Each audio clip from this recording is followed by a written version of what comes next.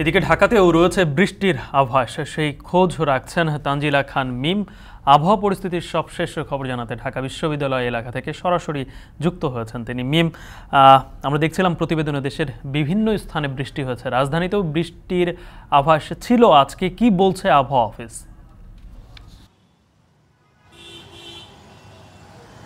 গালিব, তার আগে আপনাকে জিজ্ঞেস করি, ছোটবেলায় লুকোচুরি খেলেছেন নিশ্চয়ই লুকোচুরি খেলার নিয়মও আপনার মনে আছে। ঠিক একই রকমভাবে বৃষ্টিও কিন্তু আজ নগরবাসীর সঙ্গে সেই লুকোচুরি খেলছে বলা যায়। আবহাওয়া অফিস অনেকদিন আগে থেকেই বলছিল যে 2রা মের আগে বৃষ্টির সম্ভাবনা নেই, এবং আজ সেই 2রা মে, আজ যখন আমরা আবহাওয়াবিদদের কাছে গিয়েছিলাম আবহাওয়া অফিসে, তখন কিন্তু তারা বলেছেন যে হ্যাঁ, আজ বৃষ্টি হবে, বৃষ্টি হওয়ার সম্ভাবনা রয়েছে। ঢাকা, সিলেট, চট্টগ্রামে আজ বৃষ্টি হবে।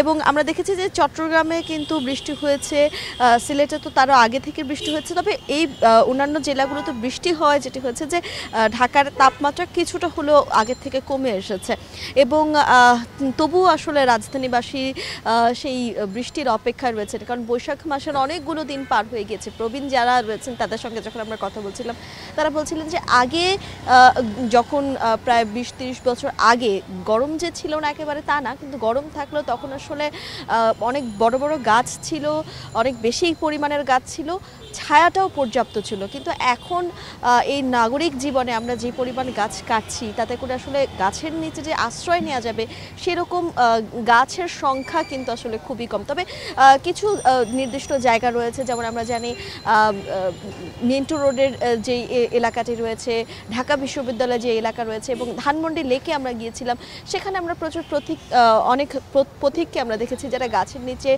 ছায়ায় আশ্রয় নিচ্ছে, এবং পাশাপাশি কেউ কেউ ব্যক্তিগত উদ্যোগে কিন্তু যারা পথচারী রয়েছেন, সাধারণ খেটে খাওয়ার মানুষ রয়েছেন, তাদেরকে শরবত, ওরসালাইন বিনামূল্যে খাওয়াচ্ছেন। এটি একটি নিঃসন্দেহে ভালো উদ্যোগ।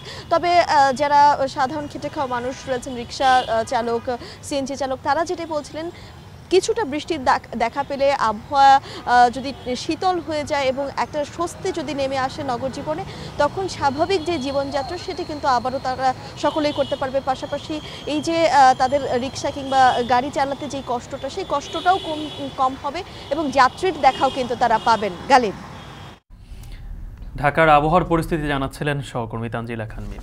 এবার অন্য প্রসঙ্গ।